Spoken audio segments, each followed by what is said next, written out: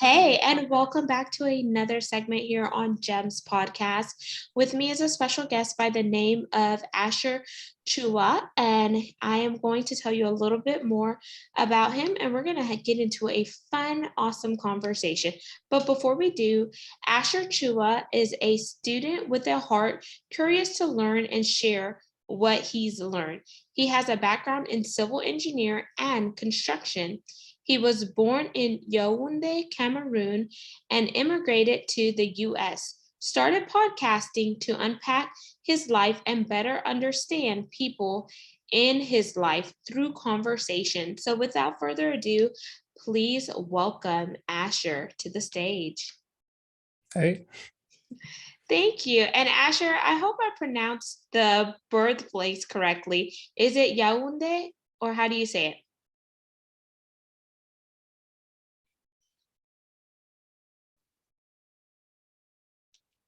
One second.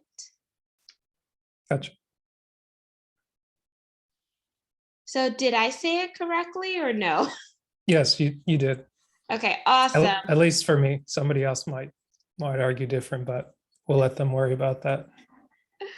Awesome. And today I want to really spend time focusing on your background, what it was like for you to immigrate to the US, maybe some of the challenges you faced, and what really led you to get started in your background of civil engineer and construction.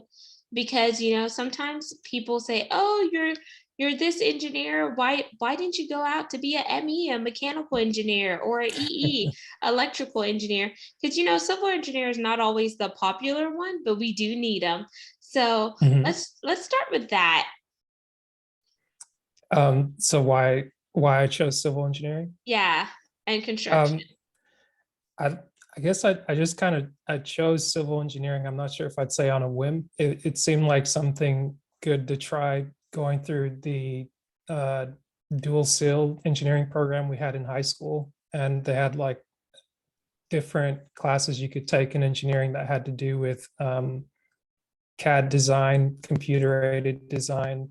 You had projects you could work on. You could either build something on a computer, sketch it out, or you could build it in real life and kind of reverse engineer it. So if you're making a mousetrap card per se, you use CDs, pegboards, and like the mousetrap basically to make this thing go. Once you set off the mousetrap, that would be what accelerates it, and then you could race your cars. So essentially, not having an idea of how to draw it, I was able to make it and then just take measurements of it, like, oh, the CD's 3 inches wide or 4 inches wide, whatever a CD would be. And like my peg is this long, so I could just go in Inventor and just sketch stuff like that out. So I appreciated that aspect of engineering, and looking at what was available for colleges in engineering. Civil engineering sounded good. So I tried it out, took some of the basic courses, did the math, science, started with like pre-algebra, worked my way up. And the more classes I took, the more I liked it. So I didn't really see any reason to change. That was my main drive to civil engineering. Super cool. And do you have any engineers in your background that really left an imprint or an impact on you? No, I'm the only engineer graduate in my family. I would say I found out kind of after the fact, because for me, I immigrated to the US when I was 7, and for the most part, grew up most of my life in the US. I found out later, having a chance to kind of go back in 2015, 18 years after the fact, being in the States and seeing one of my uncles. He's actually does construction. Like, he built an apartment complex right next to where he lives. So it's funny that we have similar interests without having like a conversation. Nobody pushed me to say like, oh, you should really go do this engineering thing. But it's I forget what that's called, but I would say that's the closest tie without having any kind of nepotism, so to speak. Super cool. And then with you doing civil engineering and then construction, how do you tie the two of them together? Because I know what civil engineer is, but maybe Mhm. the audience does not. So explain that and then just kind of package it together because they do go hand in hand because you can't really have construction without having a civil engineer to do the blueprint and really ensure that the foundation is laid properly.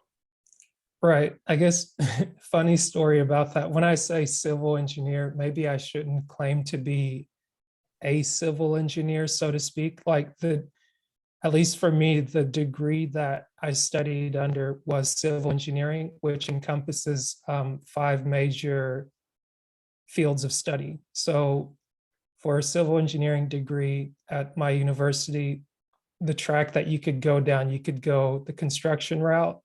That's a field of work you can pursue. You can become a structural engineer, which is doing like the heavy design of high-rise buildings, bridges, different things like that.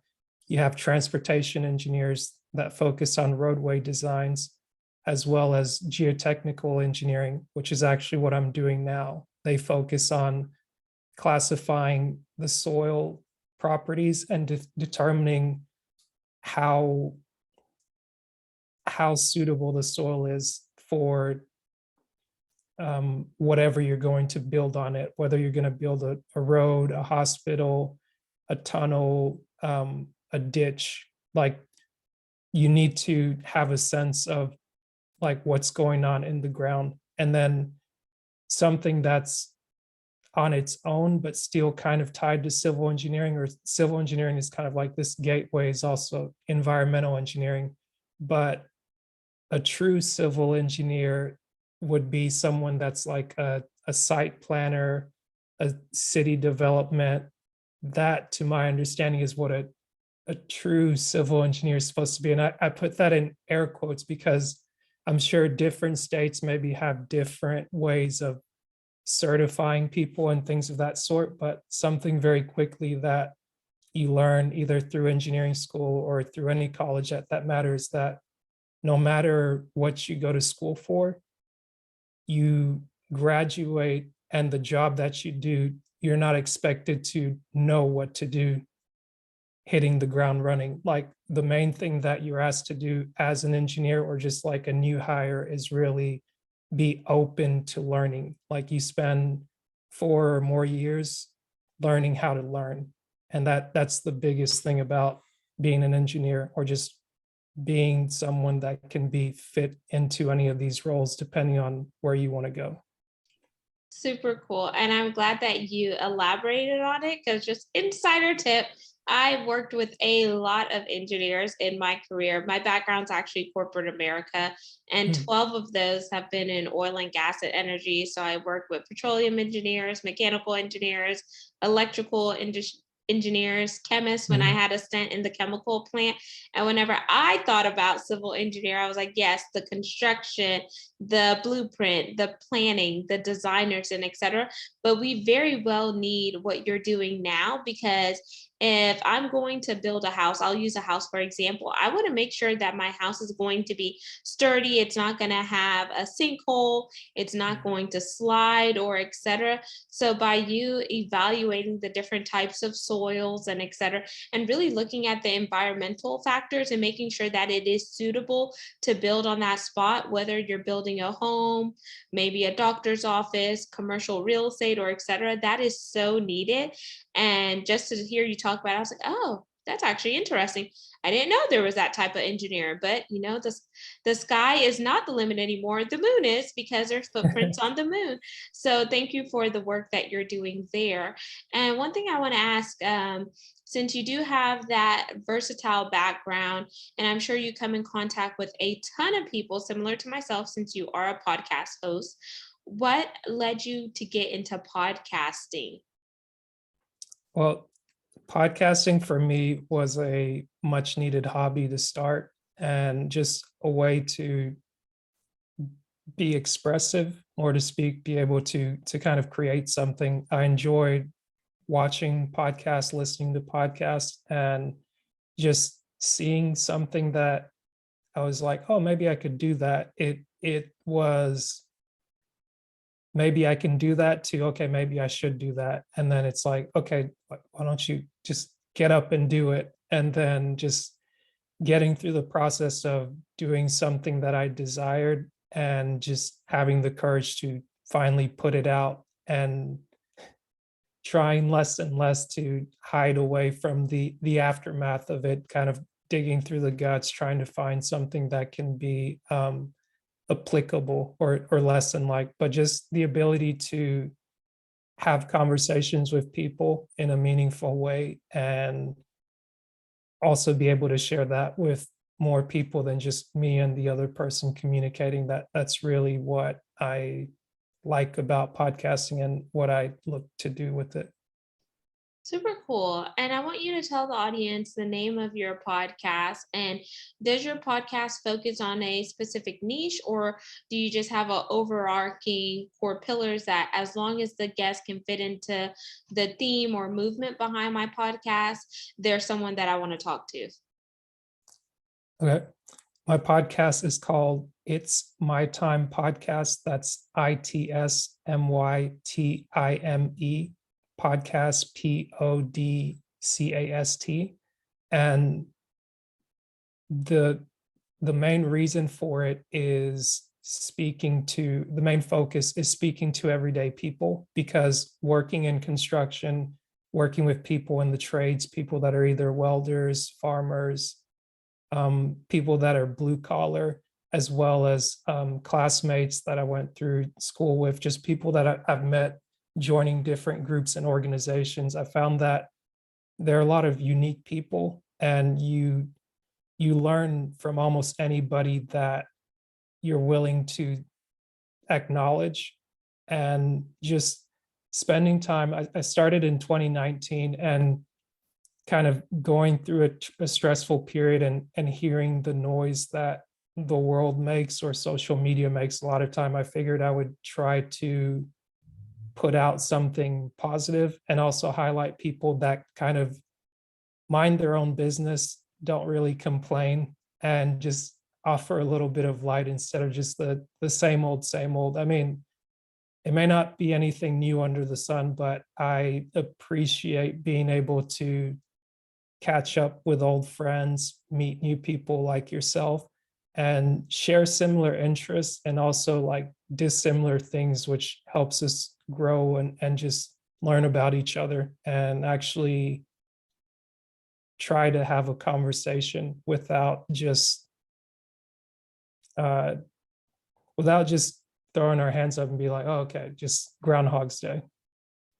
Yeah, I love that because it seems like the sentiment that you have behind your show, Asher, is similar to mine, because I love connecting with people from all walks of life, and that's where I love to bring in the diversity, equity, inclusion, and belonging piece of my show, because I am first generation American, but I'm also very multicultural based on where my parents are from, and Mm. then based on my background of interacting with people who have traveled the world and etc, and just coming from a place where I feel like sometimes, there's power in your voice, and sometimes people may never get the chance to be on a platform. So if I can give them a spotlight on my show to showcase their subject matter expertise with the world, you never know how that is going to leave an imprint in order to drive an impact for the world to see, because it may not be evident in our time, but rest assured that having content out there is going to be evergreen, and you never know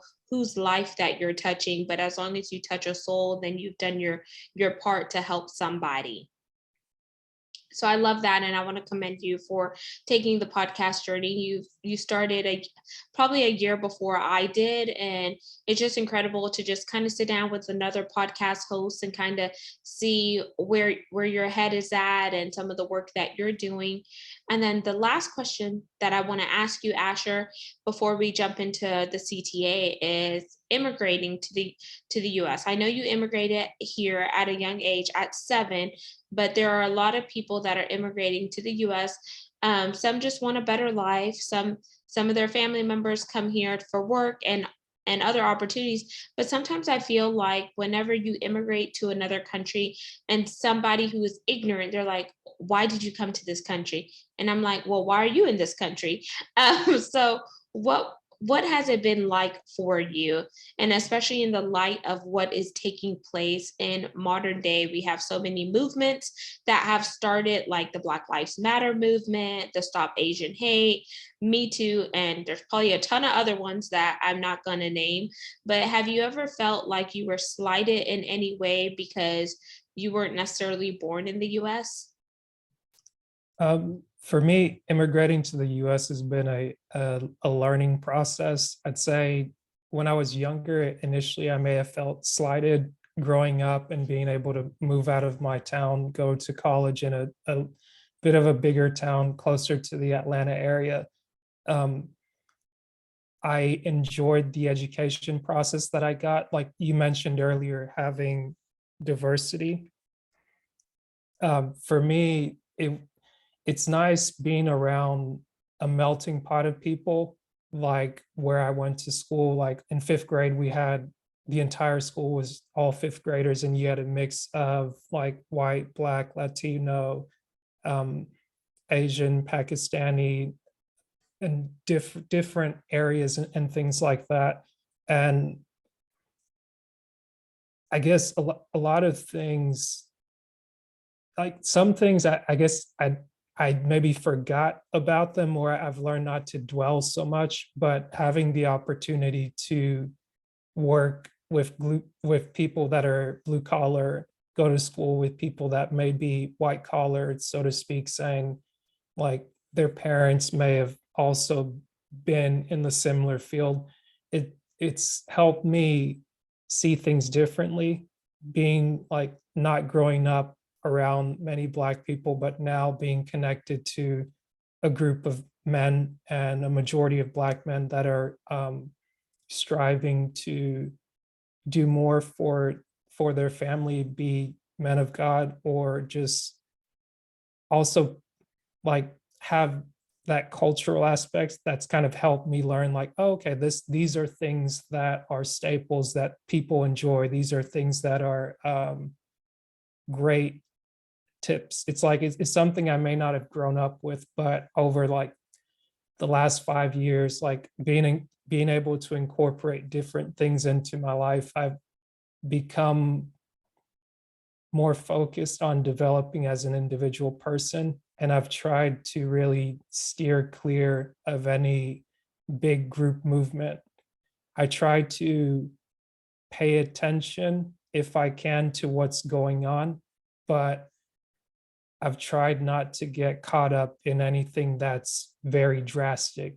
It's, if anything, I'll try to go against the grain just to be different. But then at the same time, it's interesting to see how moods kind of shift, and in the same way where coming to America and someone asking you like, hey, did you live in a house? Do you live in a bush? It's like, just answer the question simply. And then later on, you come to find out it's like, oh, like some people may just ask because they don't know. And it's like, it's not necessarily their fault that they don't know. So it's like, you can't be upset with people. And for me, also growing up in an environment that wasn't uh, rough, so to speak, like being middle class, or being even in a neighborhood that was more middle class, I know I wasn't as exposed to many of the experiences that other people have. So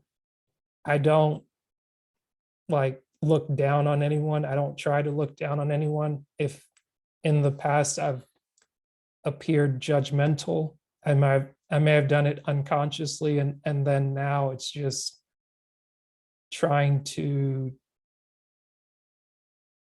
just develop as a person. That's been my main focus.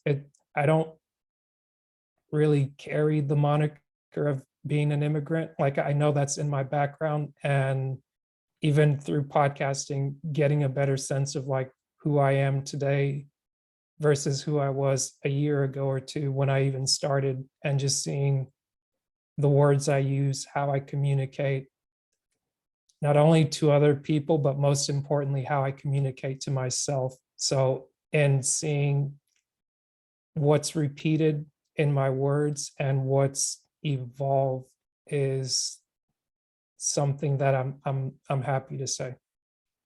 Amazing. And thank you for sharing that, Asher, and just really talking about your experiences because sometimes when we don't look at our experiences and see the growth throughout the experiences, then we're missing out on connecting with who we are internally and then how do we show up externally. So I just love that you mentioned that. I love that you're going against the grain of salt. You're not jumping on the bandwagon because it's easy to do, but you're actually holding your own and you're remaining steadfast and doing something that sets you apart. And sometimes it's not always easy, especially when we live in a polarized society and people want you to pick a side. Or, like I tell people, yes, I may be on the wrong side of the tracks to you, but it can be the right side of the tracks for me. But it's based on our perceptions and our perspectives. And now let's jump into the call to action, Asher. What is your call to action for the audience today? Um, for me, I would say to the audience, for those listening, really ask yourself who you say you are. And I say that to say, look in the mirror for a minute and acknowledge who you are. If you have trouble doing that, that's a good sign that you're not doing enough for yourself. With everything that goes on in the world, whether you're here or not, the world turns, but you being here is,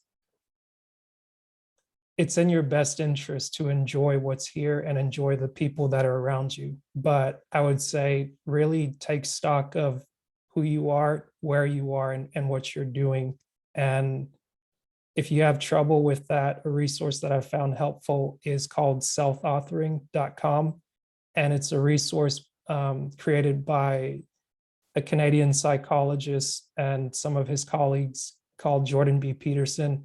And it's a helpful tool. I don't get anything from it. I've just found it helpful to use over the last 2.5 years. And it's an interactive way to plan out your life, review your past, and kind of look at what's working for you in the present. It's encouraging to fumble your way through it and do it messily.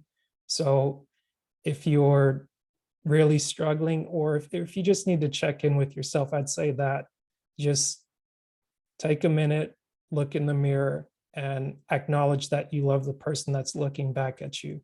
If you can't muster the love, at least start liking yourself.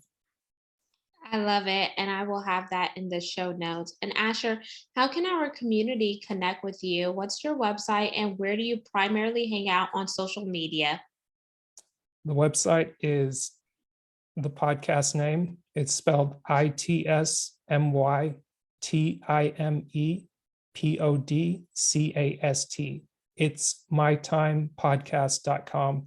You can find me on IG under the same name at it's mytimepodcast.com, or on Twitter at mytimepodcast.com. I had to shorten it a little bit because the characters were too long.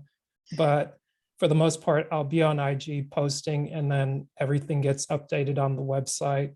You can check it out, see previous episodes, or any audio platform that you listen to, you can find me there. There's a few things on YouTube, but for now, the main focus is just audio. Amazing. And Asher, I want to thank you so much for coming on and speaking to our community today. Us getting inside your world and being able to hear about civil engineering and the various aspects of it, construction. We also talked about you coming over to the US from Cameroon, as well as really taking inventory on who you are and where it is that you want to be. So thank you for dropping lots of knowledge today. Audience, all of Asher's contact information will be in the show notes. So scroll on down, read, and tap in with him. Make sure you like, comment, and subscribe. We're on 40 plus platforms. And for those of you that are interested in seeing the video to this recording, head on over to our YouTube channel and type at Gems with Genesis Amaris Kemp, and you can see all things video. And I really want to thank each one of you for tuning in on a regular basis to support the guests, support the podcast, and the movement behind the show, which is to bring you content that is educational, inspirational, and motivational, while also weaving in diversity, equity, inclusion, and belonging.